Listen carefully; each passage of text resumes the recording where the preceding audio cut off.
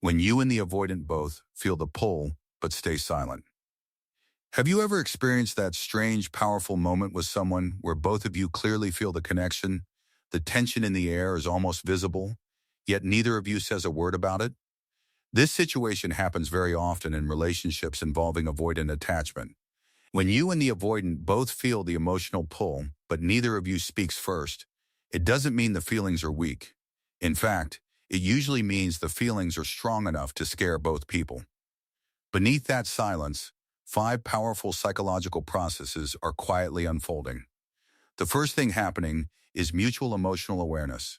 Both of you sense the connection at a deep level. You notice the subtle signals, the prolonged eye contact, the hesitation before leaving a conversation, the way they linger just a little longer than necessary. Avoidants are highly sensitive to emotional intensity, even if they don't openly express it.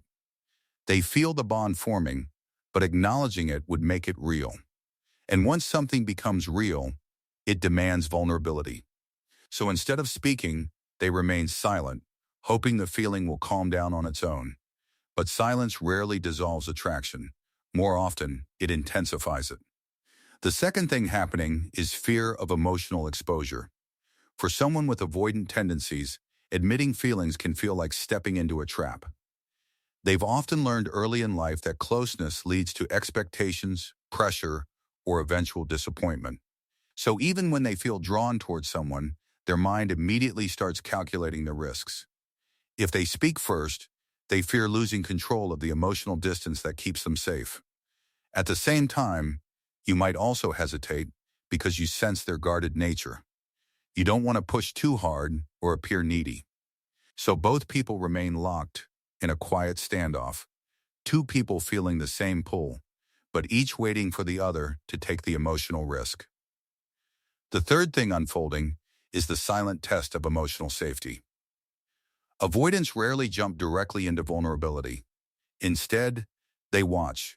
They observe how you behave, how consistent you are, how you respond to small moments of closeness. When neither of you speaks first, the avoidant is often unconsciously testing whether the connection will feel safe over time. They might send subtle signals, checking in occasionally, maintaining contact, or creating casual opportunities to see you again.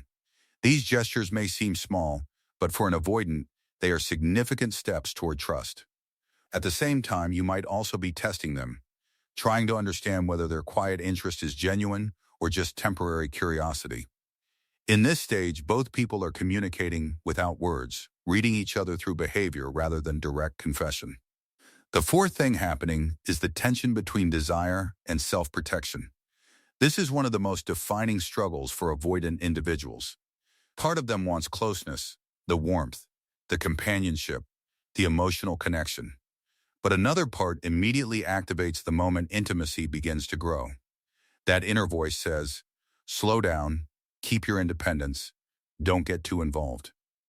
When both of you feel the pull yet remain silent, this internal conflict is playing out in real time. The avoidant may replay conversations in their mind, wondering if they revealed too much or came too close emotionally. Meanwhile, you might sense their hesitation and start questioning whether you should express your feelings at all. The result is a quiet emotional tension, where the connection grows stronger beneath the surface while both people try to maintain control. The fifth and perhaps most important thing happening is the creation of psychological gravity.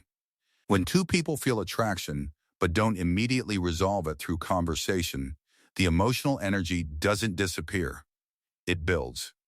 The unanswered question of what is really happening between us becomes a powerful mental loop. Both people think about the other more often than they admit.